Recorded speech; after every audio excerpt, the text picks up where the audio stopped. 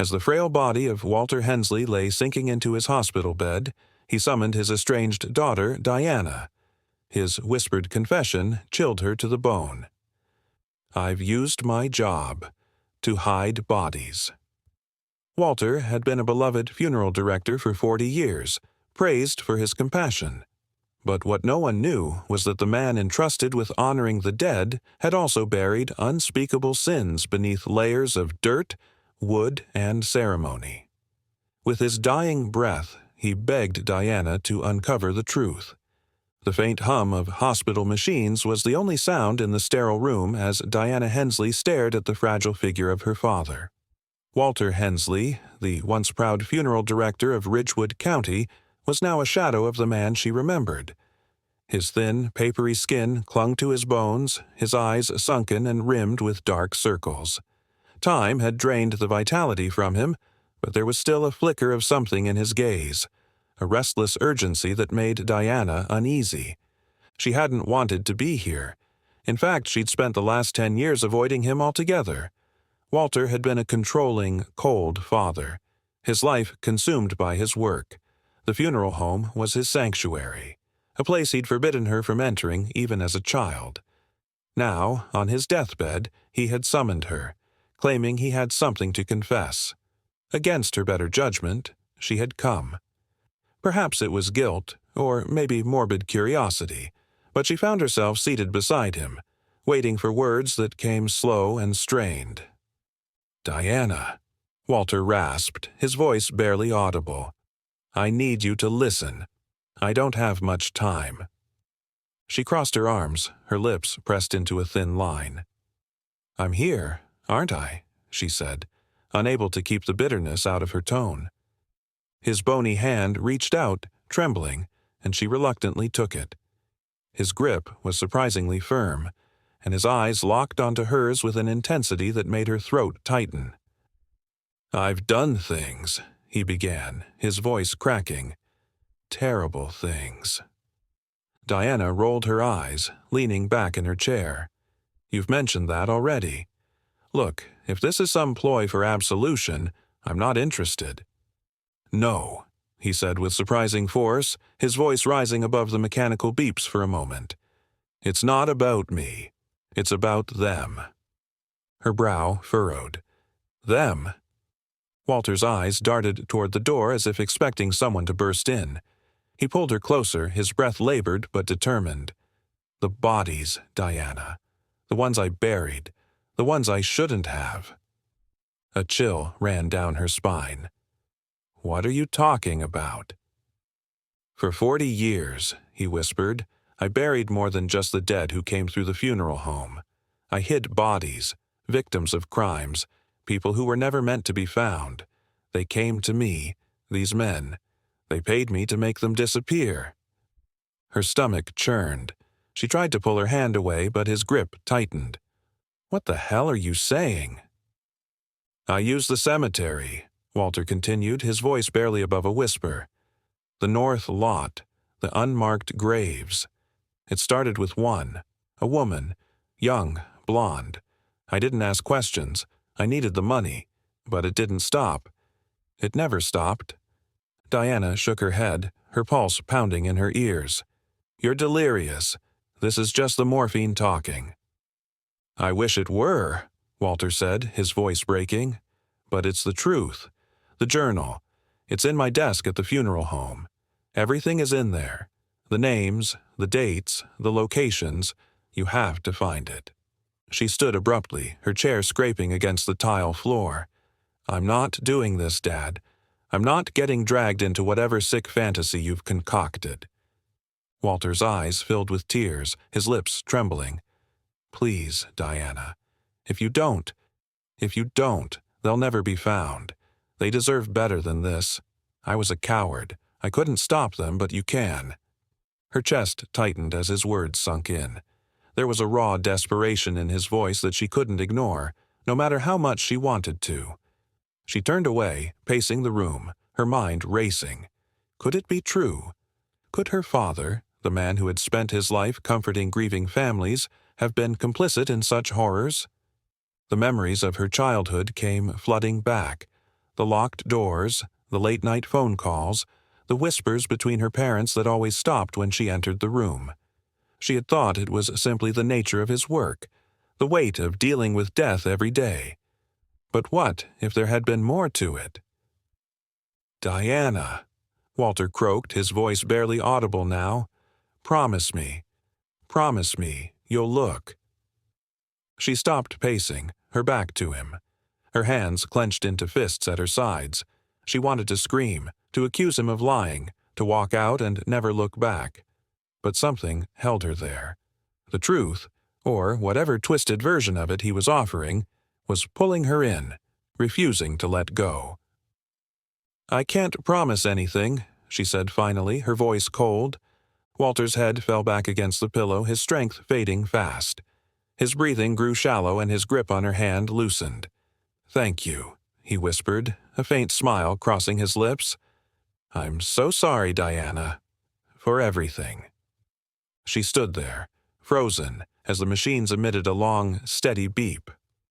A nurse rushed in, but it was too late. Walter Hensley was gone, leaving behind a legacy of questions and a daughter who wasn't sure she wanted the answers. As Diana walked out of the hospital, her father's words echoed in her mind. "The journal. It's in my desk at the funeral home. Everything is in there." Against her better judgment, she knew she had to see for herself. Her father had spent his life burying secrets. Now it was up to her to unearth them. The wind howled through the towering oak trees as Diana stood outside Hensley & Son Funeral Home. The sign above the door creaked, its paint chipped and faded from decades of exposure. She hadn't been back here since she was a teenager, and the sight of the place sent an uncomfortable shiver down her spine. Memories of silent nights waiting for her father flooded her mind, but she shook them away. She hesitated for a moment before pushing open the heavy wooden door. Inside, the air was stale, tinged with formaldehyde and the faint scent of flowers long wilted. Her footsteps echoed on the wooden floors as she made her way to her father's office, her heart pounding. Walter's office was just as she imagined, cluttered, dark, and chaotic. Stacks of papers and files spilled across the desk, and the dim light barely illuminated the room. She hesitated before sitting down, feeling like an intruder in a space that had always been closed to her. The journal had to be here. She began rifling through papers, invoices, and ledgers. Most of it was mundane, records of embalming supplies and faded receipts. Frustration bubbled as she began to wonder if this had all been a cruel trick, a dying man's hallucination that she had naively believed. Then her fingers brushed against a small latch beneath the desk. She froze. Gently, she pressed it, and with a faint click, a hidden compartment slid open. Inside was a worn leather journal. She pulled it out, her breath catching as her fingers traced the frayed edges of the cover. This was it. The first page was dated 1983.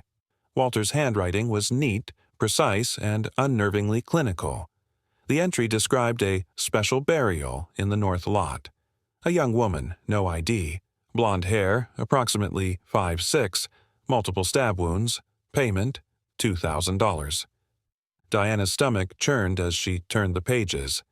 Each entry detailed another burial, another victim. The dates spanned decades, the handwriting growing shakier with time. Some entries were brief: a name, a date, a price. Others painted gruesome pictures of violence and secrecy. But the victims weren't the only names.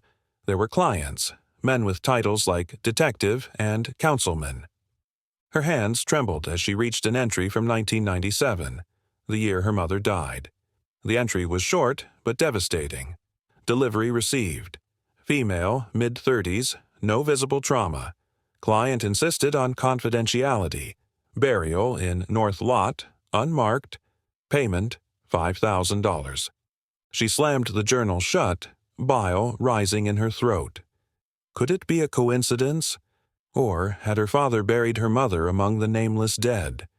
The room felt suffocating, the walls closing in around her. She stumbled out of the chair, clutching the journal as her mind raced. The silence of the funeral home suddenly felt menacing, as though the walls themselves held secrets too dark to reveal. Then she heard it, a noise from upstairs, a creak of floorboards. She froze, her ears straining. The funeral home was supposed to be empty, but the sound above told a different story. Her pulse quickened. Slowly, she crept up the staircase, each step groaning beneath her weight. The upper floor was dark, illuminated only by faint streetlights through the windows. She pushed open the door to the embalming room and froze. A man stood near the workbench, tall and broad-shouldered, dressed in a dark coat. His face was partially obscured, but his eyes were sharp and unyielding. In his hands, he held a crowbar. "You shouldn't have come here," he said, his voice low and menacing. Diana stepped back, clutching the journal tighter. "Who are you? What do you want?" The man stepped closer, the crowbar glinting faintly. "Your father made promises he couldn't keep. Now you're digging into things you shouldn't." Her eyes darted around the room. "If you're here to scare me, it's not working," she said, her voice trembling but defiant. The man smirked. "Scare you? No, I'm here to stop you." He lunged at her, swinging the crowbar. Diana ducked, the metal scraping against the table. She scrambled across the room, knocking over a tray of embalming tools. Her hands fumbled for something, anything that she could use. Her fingers closed around a scalpel and she turned to face him, shaking but resolved. The man hesitated, eyeing the blade. "You're out of your depth," he said, his voice dripping with disdain. "Walk away while you still can." "No," Diana said, her voice steady now. "I'm not going anywhere." For a tense moment, neither moved. Then, without warning, the man turned and fled, disappearing into the shadows. Diana's knees buckled and she sank to the floor, the scalpel still clutched in her hand. She didn't know who he was or how he had known she would be there, but one thing was clear. Her father's secrets were more dangerous than she imagined, and now she was in the middle of it. Clutching the journal, she hurried out into the freezing night. The answers she sought were buried in its pages, but the cost of uncovering them was becoming terrifyingly clear. Diana barely slept that night. The journal sat on her nightstand like a weight she couldn't escape. Every time she closed her eyes, the entries flashed across her mind. The cold, precise handwriting, the victims' descriptions, and the names of powerful clients. But it was the entry about her mother that haunted her most. Had Walter's crimes extended to his own family? She couldn't shake the question. By dawn, she decided she couldn't wait any longer. She grabbed the journal and headed for the cemetery. The north lot was isolated, separated from the rest of the manicured grounds by a rusting iron gate. Unlike the polished headstones of the main area, the graves here were marked only by weathered stones or left unmarked entirely. The overgrown grass and crumbling stones gave the place a forgotten, eerie feel. She carried a small spade and flashlight, both borrowed hastily from her father's garage. Her fingers trembled as she cross-referenced the journal with the layout of the cemetery. Walter had marked specific locations with cryptic notes: corner plot beneath the elm, or near the broken fence. One particular entry caught her attention. June 1988, female, early 20s, third row, east corner, payment $3,000. She found the spot easily. The ground was uneven, the grass wild. Kneeling, she pressed her hand to the cold earth and hesitated. If she went through with this, there was no turning back. But Walter had already dragged her into this nightmare. She began to dig. The soil was damp and heavy, and the work was harder than she'd anticipated. Her arms ached, but she pressed on, each stroke of the spade driving her closer to the truth. After what felt like hours, her spade struck something solid. Her breath caught. Clearing the remaining soil with her hands, she uncovered a crude wooden box. It wasn't a coffin. Too simple for that. The wood was rotting, the nails rusted. Prizing the lid open, she froze. Inside lay skeletal remains, the bones fragile and discolored from years underground. Tatters of fabric clung to the frame, and something metallic glinted in the dim light, a tarnished necklace. Her stomach churned as she lifted it. The pendant, shaped like a crescent moon, jolted her memory. She had seen it before, years ago, on a woman who had come to the funeral home late one night. Diana had peeked through a crack in her bedroom door as Walter argued with the woman in hushed tones. That memory, long buried, rushed back now. This wasn't just a nameless victim. This was someone Walter had known. Taking a photo of the remains with her phone, she swallowed hard. The journal held dozens of entries like this. How many more bodies were hidden in the north lot? How many secrets had Walter buried? As she replaced the lid and began covering the grave, a voice cut through the silence. "You shouldn't have done that." Diana froze, her spade slipping from her hands. Turning slowly, she saw the man from the funeral home standing at the edge of the clearing. His dark coat blended with the shadows, but this time, he wasn't holding a crowbar. He had a gun. "You don't understand what you're getting into," he said, stepping closer. His voice was calm, almost conversational, but the glint of the weapon made his intentions clear. "What do you want?" Diana demanded, her voice trembling but defiant. She stepped back, but the fresh grave at her feet left her cornered. "I want you to stop," he said simply. "Leave the journal, forget what you've seen, and walk away. Trust me, it's better this way." "And if I don't?" she asked, her chest tightening. His eyes narrowed. "Then I'll make sure you can't keep digging, literally or figuratively."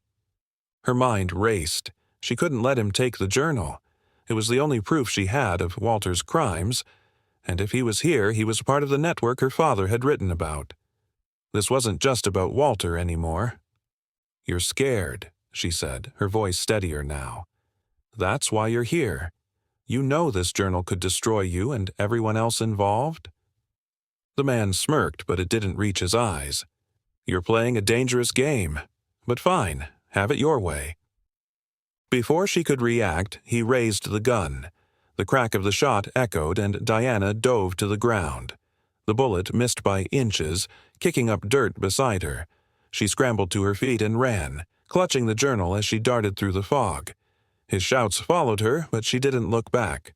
Her lungs burned as she reached her car.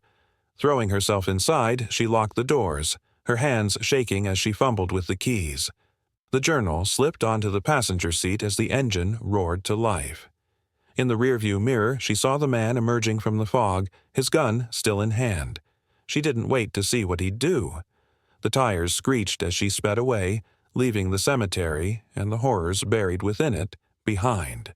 But as she drove, one thing became clear. This wasn't over. Walter's journal wasn't just a record of his crimes. It was a map of a network far larger than she'd imagined. And now, it was in her hands. Diana knew she couldn't stop. She had to uncover the truth, no matter the cost. Diana didn't go home after fleeing the cemetery. Her adrenaline was too high, her thoughts too chaotic. She parked at a diner on the outskirts of town, sitting in a corner booth with a cup of coffee as she flipped through the journal. One name stood out: George Carswell.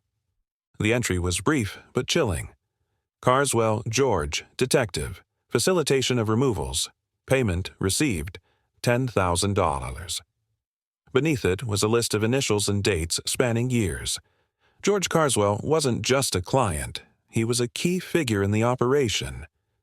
Diana searched his name online and found he had retired 5 years ago and now lived just outside Ridgewood. If anyone could explain this mess, it was him. At dawn, Diana arrived at Carswell's rundown property. The house was large but crumbling, its paint peeling, the yard overgrown.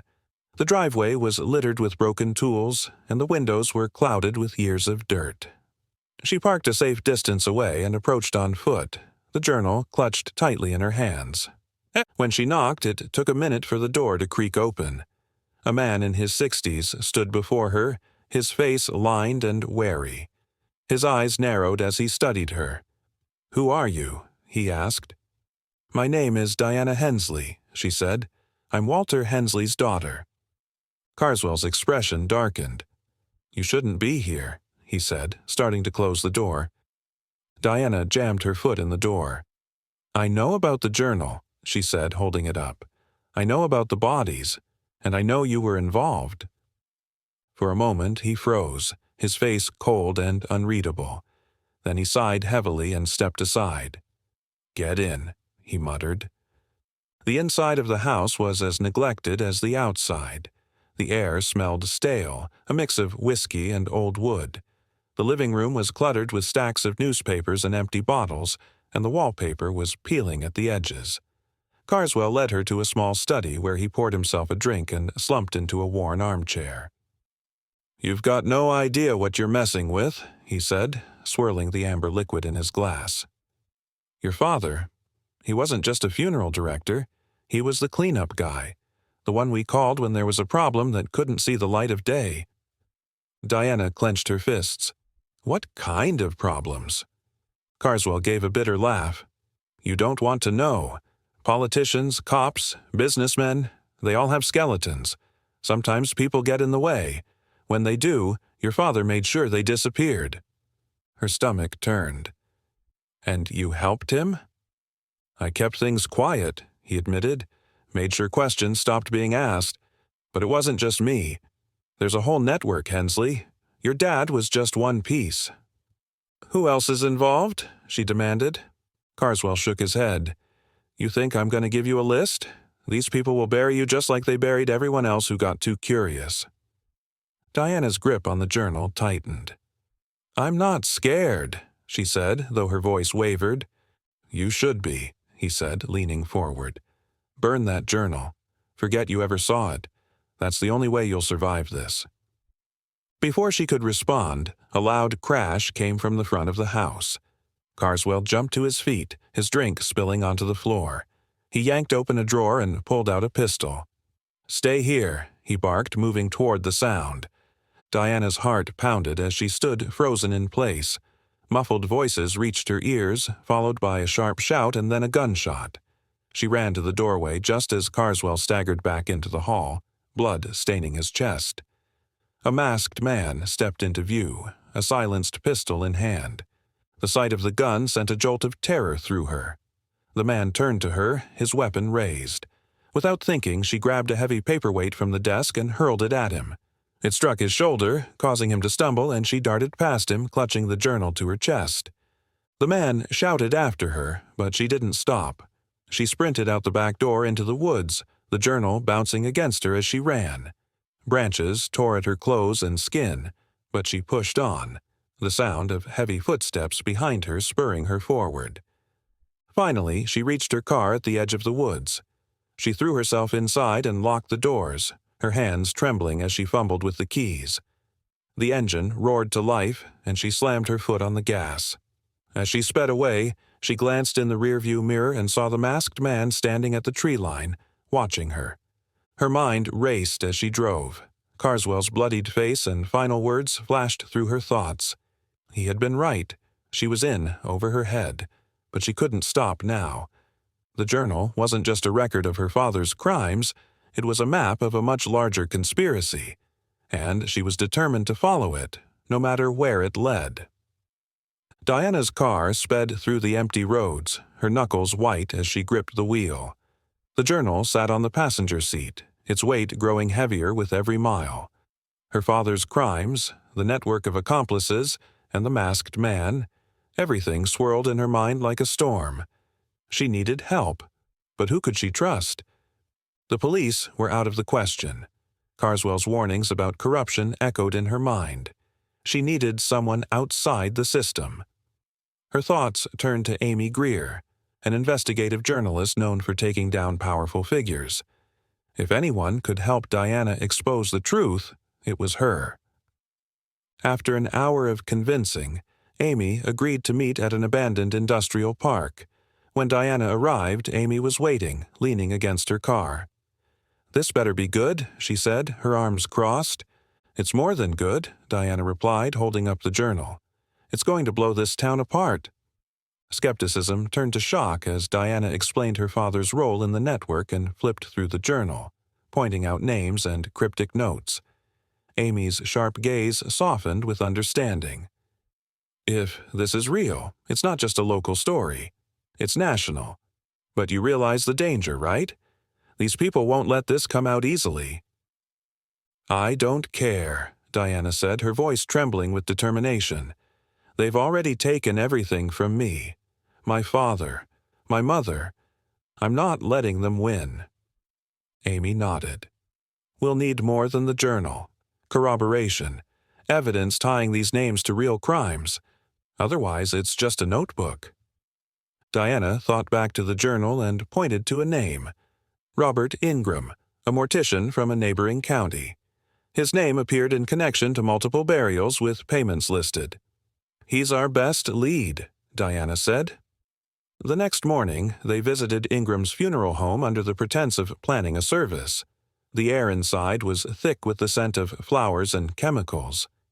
Ingram, a pale, wiry man, greeted them nervously, his eyes darting to the journal in Diana's hands. "What can I do for you?" he asked, his voice unsteady. "We have questions about Walter Hensley," Diana said bluntly, "and the work you did together." Ingram froze, his hands trembling.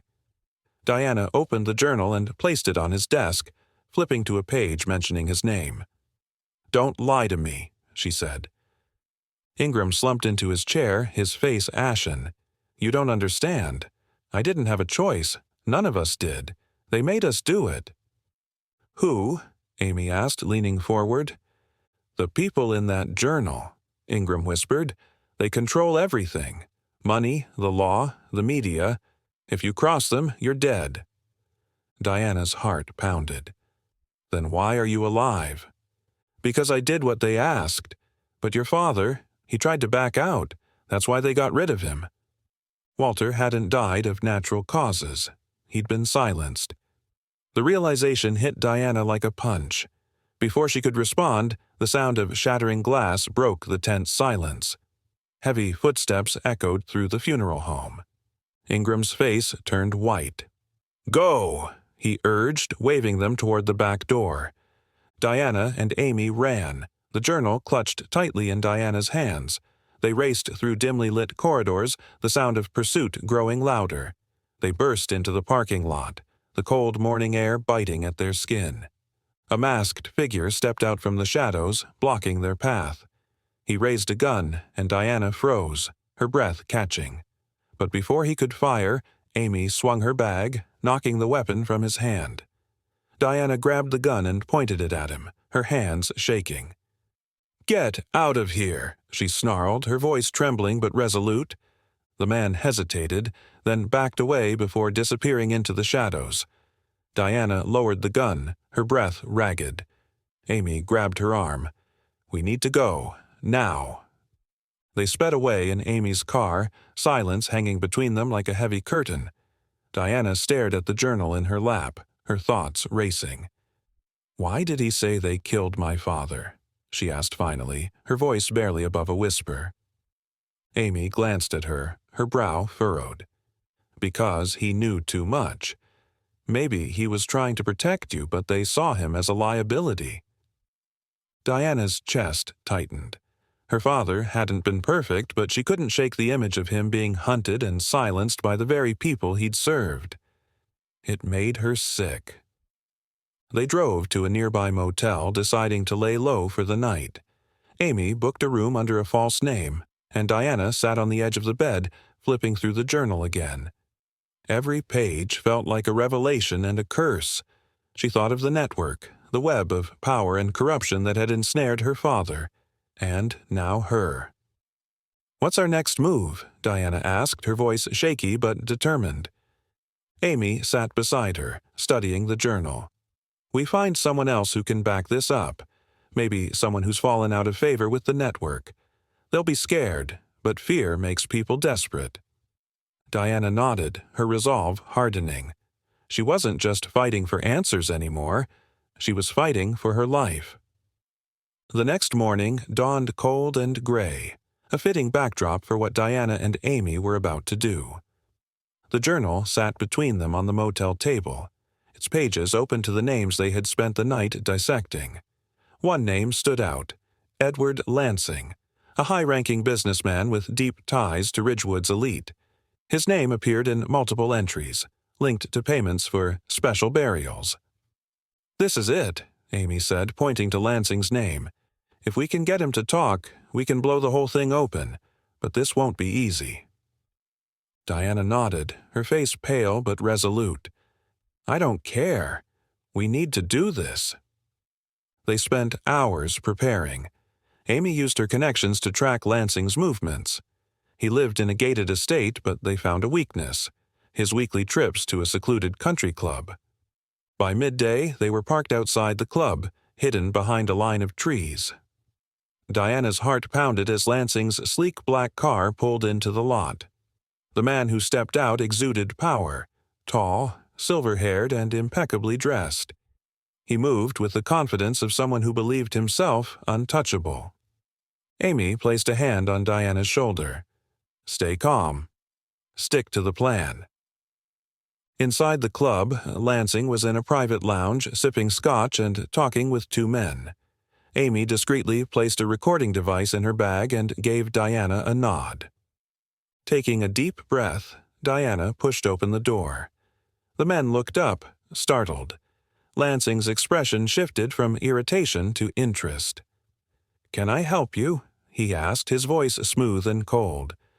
"You can explain why my father is dead," Diana said, stepping forward. "And you are?" "Diana Hensley, Walter Hensley's daughter." She placed the journal on the table in front of him. "And I know exactly what you've been doing." Lansing's companion shifted uncomfortably, but he remained composed. He opened the journal, flipping through its pages. "This is quite the story," he said finally, "but it doesn't prove anything." "It's enough to bring you down," Diana shot back, "unless you cooperate." Lansing's calm facade cracked. "You don't know what you're getting into," he said quietly. "This isn't just about me. It's bigger than you can imagine." "I don't care how big it is," Diana snapped. "You're going to pay for what you did to my father, to all of them." Lansing leaned back, his tone colder. "You're brave, but you're out of your depth. Do you know how many people I could call to make you disappear?" Amy stepped forward. "And do you know how quickly this recording will go live if anything happens to her? Or me?" She opened her bag just enough for Lansing to see the device. For the first time, Lansing looked rattled. He drummed his fingers on the table, then sighed heavily. "What do you want?" "Names, dates, locations," Diana said. "And you're going to testify." Lansing laughed bitterly. "If I talk, I'm dead." "Then you can burn with the rest of them," Amy said. After a tense pause, Lansing began to talk. Over the next hour he detailed the network's operations, the key players, and the burial sites. Amy recorded everything, her hands steady despite the gravity of what they were hearing. When it was over, Diana felt a mix of relief and dread. They had what they needed, but Lansing's warning echoed in her mind. There's no going back now. 2 days later, the story broke. Headlines exposed the funeral syndicate, naming Lansing and others as key players in a decades-long operation to cover up murders. Arrests were made, careers destroyed, and bodies unearthed. But the victory came at a cost. Diana and Amy went into hiding, their lives under constant threat from those who remained loyal to the network. The syndicate had been dismantled, but its shadow lingered. Diana sat alone in a small apartment, the journal locked in a safe. She thought of her father, of the lives he had buried and the price he had paid. She had uncovered the truth, but peace eluded her. As she stared out the window at the city below, she knew her fight wasn't over. The world was full of secrets, and someone had to dig them up.